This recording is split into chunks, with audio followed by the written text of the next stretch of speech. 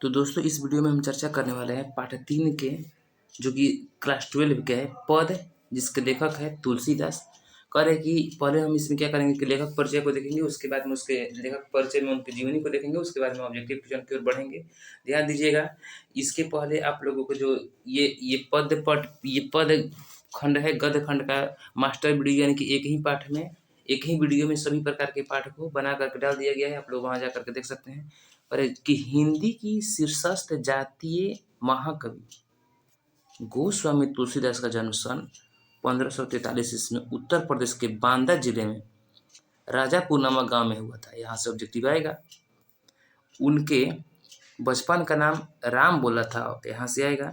उनकी माता का नाम बचपन का जो नाम था राम बोला से क्वेश्चन आएगा। उनकी माता का नाम हुलसी तथा पिता का नाम आत्माराम दुबे था। यहाँ से 3 ऑब्जेक्टिव क्लियर है। मूल नक्षत्र में पैदा होने के कारण अशुभ मानकर इनके माता पिता ने इन्हें बचपन में ही त्याग दिया था। उनके बाद चुनिया नामक औरत ने उनका पालन पोषण किया। यहाँ से ऑब्जेक्टिव आएगा कि जो पालन पोषण किया कौन थी, चुनिया नाम की औरत थी। सुकरखेत के रहने वाले बाबा नरहरिदास ने उन्हें शिक्षा प्रदान की। यहाँ से ऑब्जेक्टिव आएगा। उन्होंने काशी के विद्वान शिष्य सनातन के पास 15 वर्षों तक वेदों, षड्दर्शन, इतिहास, पुराण, स्मृतियाँ, काव्य आदि की दीक्षा प्राप्त की। बढ़िया से पढ़ लीजिएगा। दीनबंधु पाठक ने उनके व्यक्तित्व एवं वक्तव्यता से प्रभावित होकर अपनी पुत्री रत्नावली से इनका विवाह कर दिया। रत्नावली ने अपने प्रति अत्यधिक आसक्ति के कारण उन्हें फटकारा, जिससे उनके मन में वैराग्य उत्पन्न हुआ तथा उन्होंने गृह त्याग कर दिया। इस कहानी को बस देख लीजिएगा। काशीवास करते हुए उन्होंने भारत के कई प्रमुख तीर्थ स्थानों की यात्राएं की। तुलसीदास विनम्र, मृदुभाषी, गंभीर एवं शांत स्वभाव के व्यक्ति थे। अब्दुल रहीम खान खाना, महाराजा मान सिंह, नाभादास, दार्शनिक मधुसूदन सरस्वती, टोडरमल आदि उनके परम मित्रों एवं स्नेही में से थे। ये सब जो उनके परम मित्र थे। पर है कि 1663 ईस्वी को श्रावण शुक्ल सप्तमी के दिन इस महान संत कवि का देहांत हो गया। यहाँ से ऑब्जेक्टिव आएगा। 1663 ईस्वी इनके देहांत हो गया था।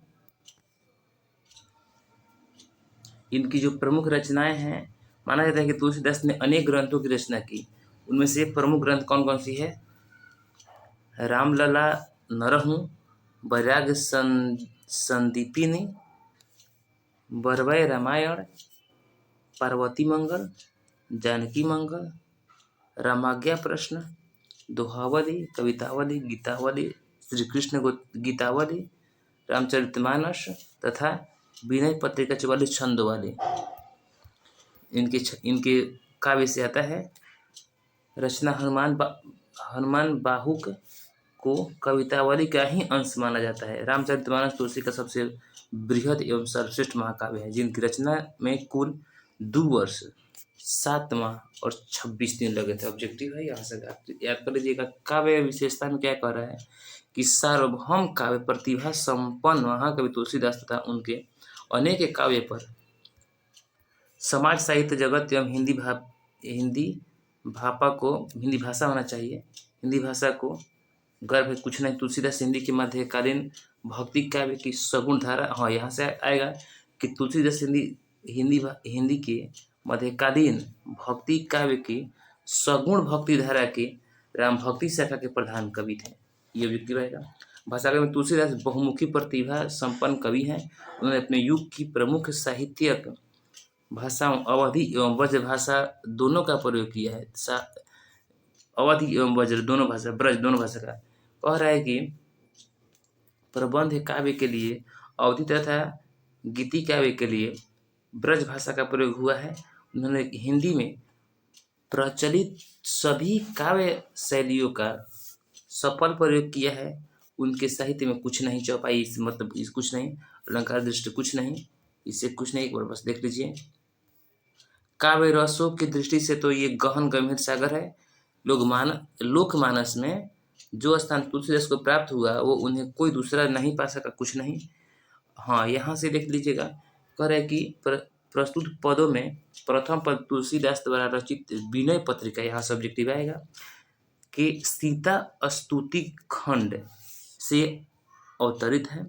कह रहे कि इस पद में तुलसीदास माँ सीता को संबोधित करते हुए कहते हैं कि उनकी तुलसी की दशा का वर्णन श्री राम के सामने करे ताकि प्रभु उनका उद्धार कर सके। द्वितीय पद में विनय पत्रिका, यहाँ से भी ऑब्जेक्टिव आएगा, विनय पत्रिका से ही उद्धृत है, जिसमें कवि ने श्री राम के प्रति अपने अटूट विश्वास एवं दृढ़ आस्था को प्रकट करते हुए उनके सामने अपने दीनहीन दशा का वर्णन किया है। तो यह सब्जेक्टिव आ सकता है। अब हम लोग ऑब्जेक्टिव क्वेश्चन की ओर चलते हैं। 12 के ये चैप्टर नंबर 3 है, जिसका नाम है तुलसीदास।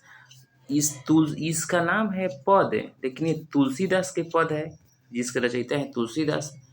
तुलसीदास का जन्म उत्तर प्रदेश में हुआ था। कब? 1543 ईस्वी में। तो लेखक परिचय में बढ़िया से बताया गया है, जाकर का लेखक परिचय देख लीजिए।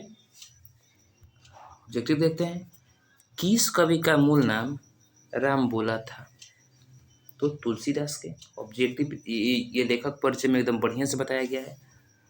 नाम लय भरे उदर, एक प्रभु दासी दास कड़ा कहाई। ये पंक्ति जो किस शीर्षक कविता से है? तो ये है तुलसीदास के पद से। कह रहा है कि हिंदी का सामान्यवादी कवि किसे माना जाता है? तुलसीदास को। तुलसीदास का सर्वश्रेष्ठ महाकाव्य कौन है? तो रामचरितमानस। तुलसीदास का अस्थायी निवास स्थान कहाँ है? तो काशी। बहुत बार आया हुआ क्वेश्चन है। कह रहे कि बरवे रामायण किसकी रचना है? तो बरवे रामायण जो तुलसीदास की है। कह रहे कि काशी में कितने वर्ष रहकर तुलसीदास विद्या अर्जन किए? तो 15 वर्षों तक रह के विद्या अध्ययन किए। तुलसीदास ने अपने युग की किन दो साहित्य भाषाओं को अपनाया है? तो उन्होंने अवधी और ब्रज भाषा को अपनाया है। तुलसीदास के दीक्षा गुरु कौन थे? तो तुलसीदास के दीक्षा गुरु का नाम था नरहरि दास। तुलसीदास की पत्नी का नाम क्या था? तो तुलसीदास की पत्नी का नाम रत्नावली था। तुलसीदास की माता का नाम क्या था? तो उनके माता का नाम हुलसी था। तुलसीदास का जन्म कब हुआ था? तो तुलसीदास का जन्म हुआ था 1543 ईस्वी में। तुलसीदास का जन्म किस प्रदेश में हुआ था? तो उत्तर प्रदेश में। रामचरितमानस किनकी रचना है? तो तुलसीदास की रचना है। तुलसीदास किस शाखा के कवि हैं? तुलसीदास किस शाखा के कवि हैं? तो तुलसीदास जो है राम मार्गी के। पर गीतावली किसकी रचना है? तो गीतावली तुलसीदास की रचना है। तुलसीदास को किस चीज़ की भूख है? तो भक्ति की भूख है। तुलसीदास को किस चीज़ की भूख है? तो भक्ति की भूख है। गोस्वामी तुलसीदास हिंदी के कैसे महाकवि हैं? तो जातीय महाकवि हैं। कह रहा है कि तुलसीदास ने प्रथम पद में किसकी स्तुति की है? तो सीता जी की स्तुति की है। तुलसीदास के दोनों पदों में किस रस की व्यंजना हुई है? तो भक्ति रस की।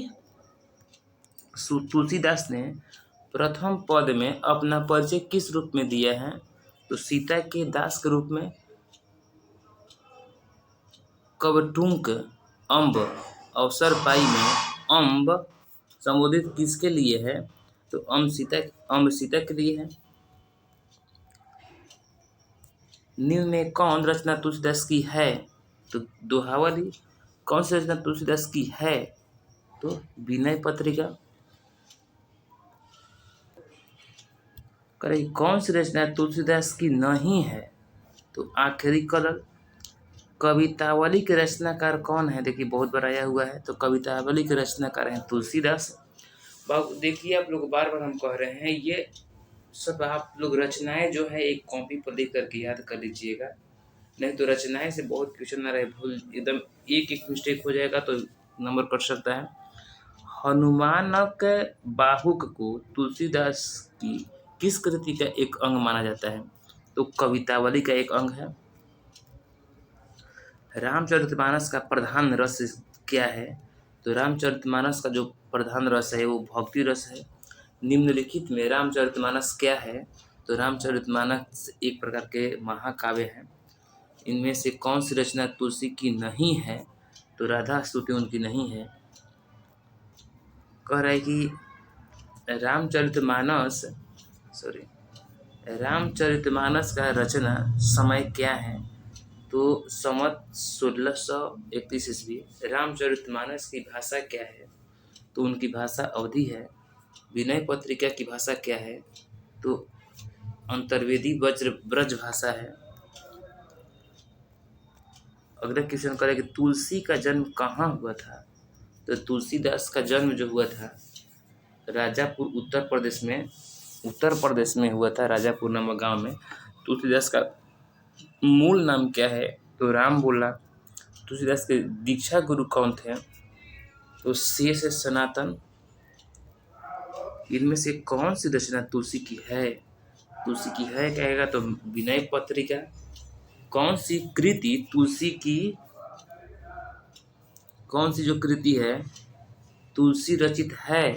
तो वो हो जाएगा रामचरितमानस।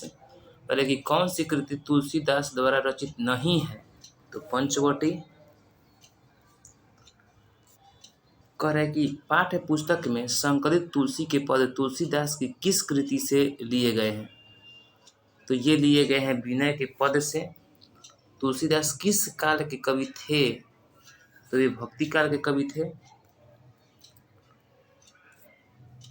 हनुमान बाहु की रचना कितने छंदों में है? तो ये है आप लोगों के 44 छंदों में। तो ये रहा आप लोगों का इस पाठ के लास्ट क्वेश्चन।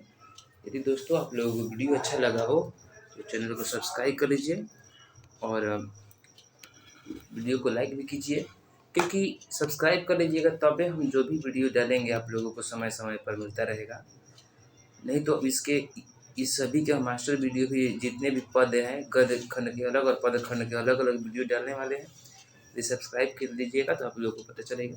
धन्यवाद।